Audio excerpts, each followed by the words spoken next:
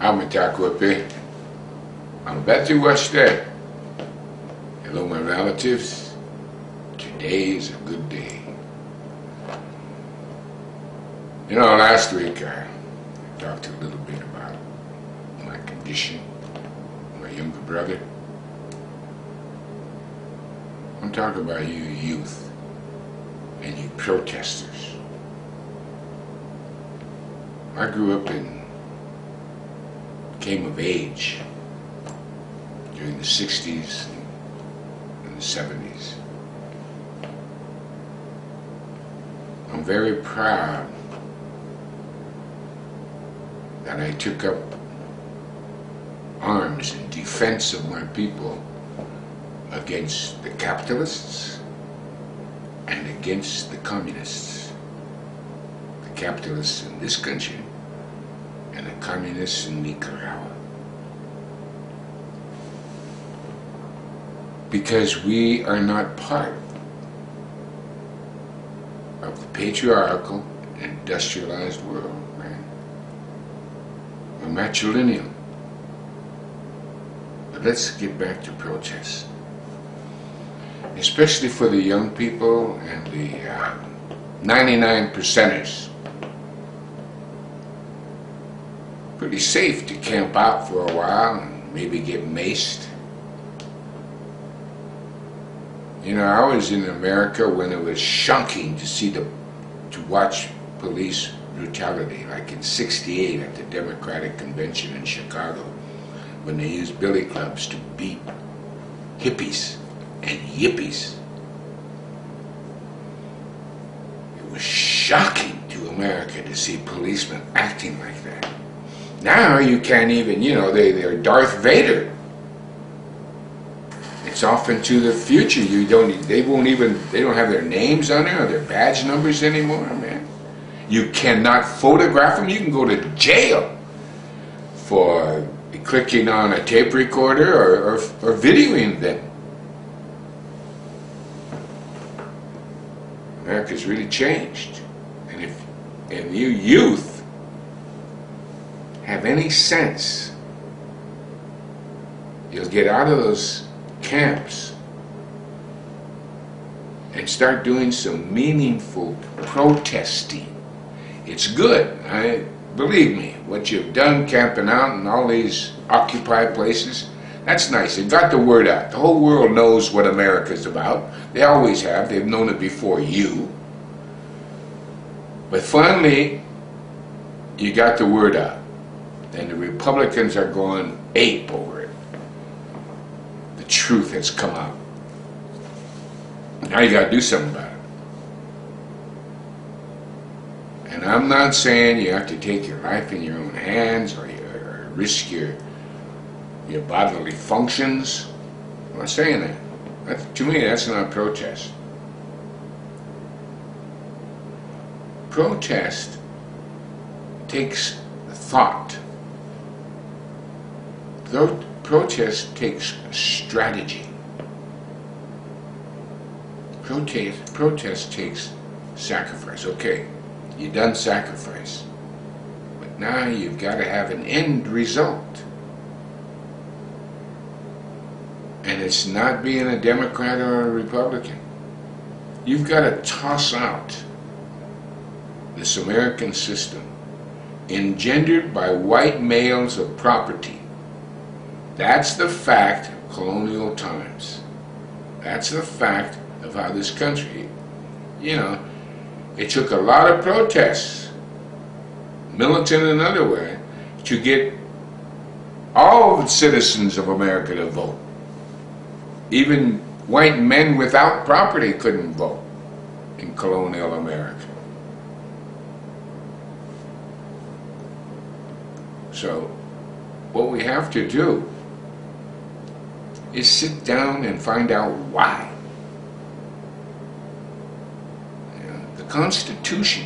I don't get you Americans. I don't get you young Indian people. I don't get it because you don't recognize the problem. You have the finest document, which I've said in other commentaries, you know, it's based on Indian law. the Constitution of the United States. That's Indian law. That's why I am so rabid about it. It represents about 1/3 of the Iroquois Great Law of Peace. Just 1/3. What's missing is a whole bunch of stuff. The fact, though, that it is Indian law, and it's beautiful. But you got to get rid of the two-party system. You got to get representative government. It's impossible to ensure individual liberty in a two-party system. Duh! Look around. You have to have representation. Now, there's all kinds of factions in America. America is made up of a very disparate people. Look at the South. Look at New England. Look at Midwest. Look at the Southwest. Look at the West Coast. The Plains states. The industrial. The agricultural. The fishing industry. Look at all of that. And what has happened to all these industries? You allowed the 1%, and now you're complaining about it. You allowed them to empty the production of goods and services out of this country. How do you expect to have a democracy if all you have is a society of convenience? Buy, buy, buy. That's not coming back. Now you're going to have to work again. You're going to have to recreate. Recreate. That's the best method of protest, is recreating your economic base, man. Based on the Constitution. It's the finest document in the world. And you're letting it slide by. You're allowing Democrats and Republicans to rule you. They're all millionaires up there in Washington, D.C.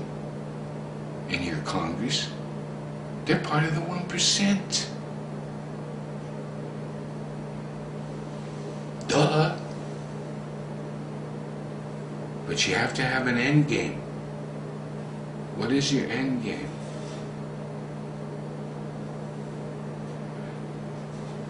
How did the American Indian movement survive its militancy? I mean, we took up arms, man. We're the only protest movement that took up arms in front of the world. And we did it because of the Constitution of the United States of America, and we were right. None of us went to jail. Not one person was convicted of the original charges against us.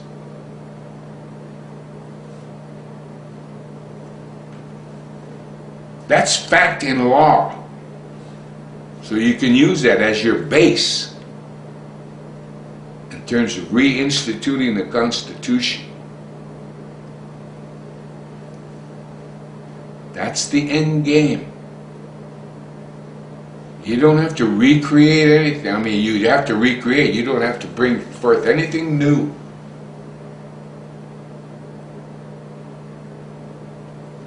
In other terms, it's called revolution.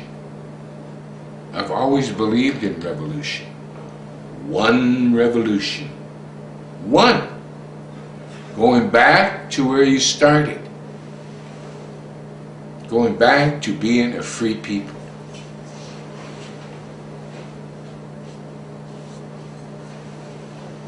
Alright?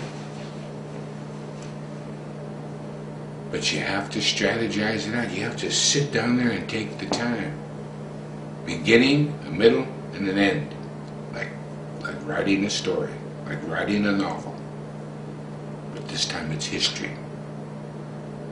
Dope Shaki.